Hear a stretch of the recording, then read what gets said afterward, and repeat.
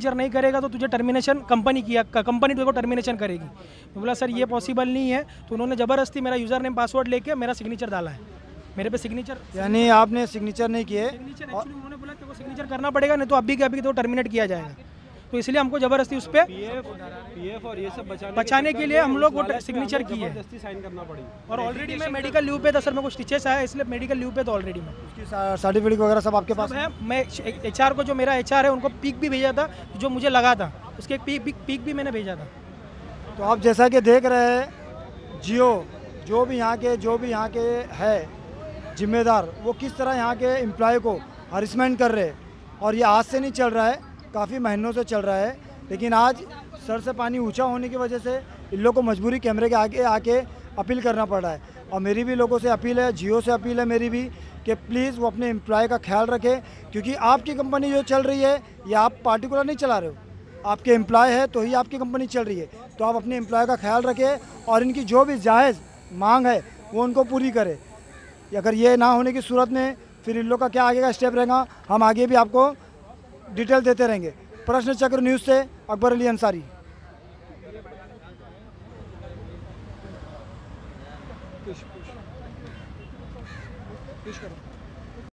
हाँ, आपका क्या इशू है जियो से? सर एक्चुअली मैं जो है मेरे को मेरे मैनेजर ने कॉल किया जो है कि तुम आ जाओ इधर, जो है तुम्हारा मीटिंग है। तो उन्होंने डायरेक्ट मेरे को बोला कि तुम्हारा PIP आ गया है। मैं बोला किस बेस में मेरा PIP है सर? तो उन्होंने बोला जो है कि एक्चुअली में तेरा नंबर नहीं हो रहा है, परफॉर्मेंस तेरा नहीं है, तेरे को जो अभी डेली बेसिस पे 10 नंबर करना होगा, जो कि पॉसिबल नहीं है एप्लीकेशन से 10 नंबर करना डेली। और उसका जो फिर मैं बोला PIP पे सिग्नेचर नहीं करूँगा, मैं एक्सेप्ट नहीं करूँगा। तो उन्होंने बोला मैं मेल कर दूँगा, तेरे को इशू हो जाएगा इशू। तो ठीक है, मैं बोला ठीक है कर दीजिए। अब उन्होंने किया मेल, तो उस पर मैंने रिप्लाई किया जो है सर आप मेरे को किस बेस पे PIP दे रहे हो, I will not accept this. तो उन्होंने एक्चुअली मेरे को फिर मेरा PIP डेट आ गया 15 एटलीस्ट 1 मंथ बाद।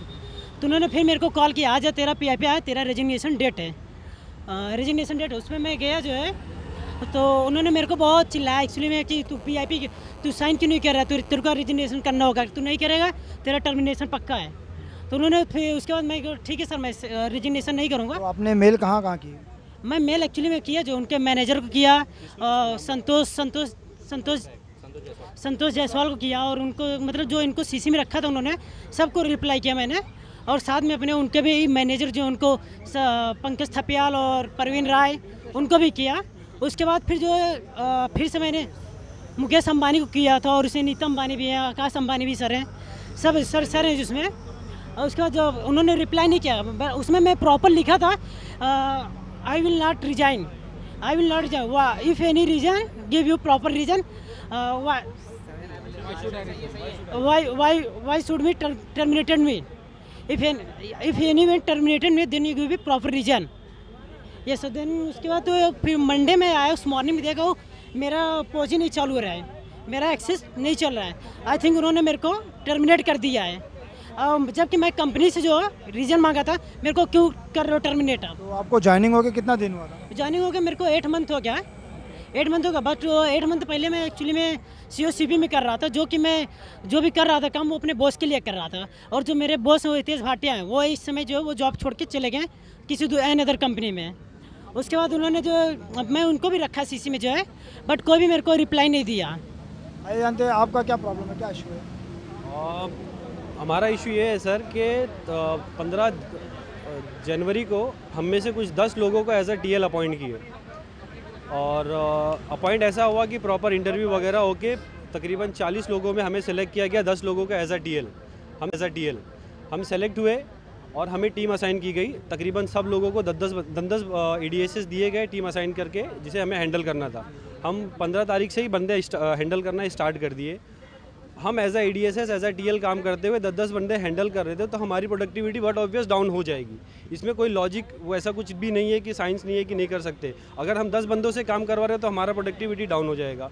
उस बेसिस पे हमें भी PIP इशू कर दिए। चलो ठीक है, वो मानते हैं बात को, लेकिन इन्होंने एक सबसे बड़ी गलती और सबसे बड़ा धोखा ये किया कि हमें एज अ TL बनाया, लेकिन उसे कहीं पे मेंशन नहीं किया ऊपर सुपीरियर लेवल पे, जैसे NHQ लेवल पे या हमारे जो सुपीरियर बॉसेस है HR लेवल पे, किसी को इन्फॉर्म नहीं किया इस बात को कि ये 10 बंदे एज अ TL अपॉइंट किए। तो आपको जो अपॉइंट किया गया था TL के लिए, तो उसका कुछ आपको राइटिंग में कुछ दिया? कुछ नहीं दिया। हमने मांगा कि हमें राइटिंग में करके दो, तो बोले कि आप लोग थोड़ा वेट कीजिए मार्च तक के, मार्च फाइनेंशियल ईयर है, फाइनेंशियल ईयर ख़त्म होने के बाद में आपको ऑन पेपर कर दिया जाएगा, लेकिन फाइनेंशियल ईयर आने से पहले ही हमें पीआईपी इशू कर दिया गया। ये बोल के साफ साफ आपको धोखे में रखा ये गया। साफ साफ धोखे में रखा गया, अंधेरे में रखा गया कि आप करेंगे तब करेंगे, हर बार कोई ना कोई धोखे वाली बात करके हमें आगे निकालते गए। ये हमारा सबसे बड़ा प्रॉब्लम है।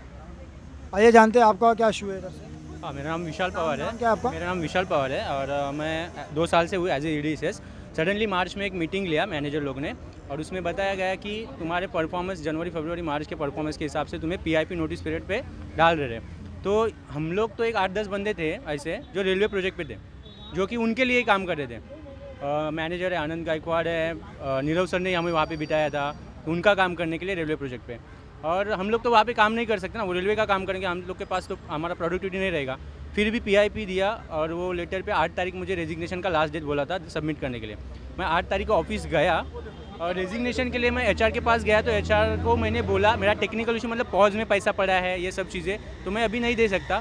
तो उन्होंने होल्ड पे रहने के लिए बोला। फिर भी मेरे जो मैनेजर है आनंद गायकवाड़, वो ज़बरदस्ती लेके मुझे VC रूम में गए, उनके PC पे सिस्टम ओपन किया, पासवर्ड डाल के रेजिग्नेशन मेरा बेटर प्रोस्पेक्ट डाल के सबमिट किया।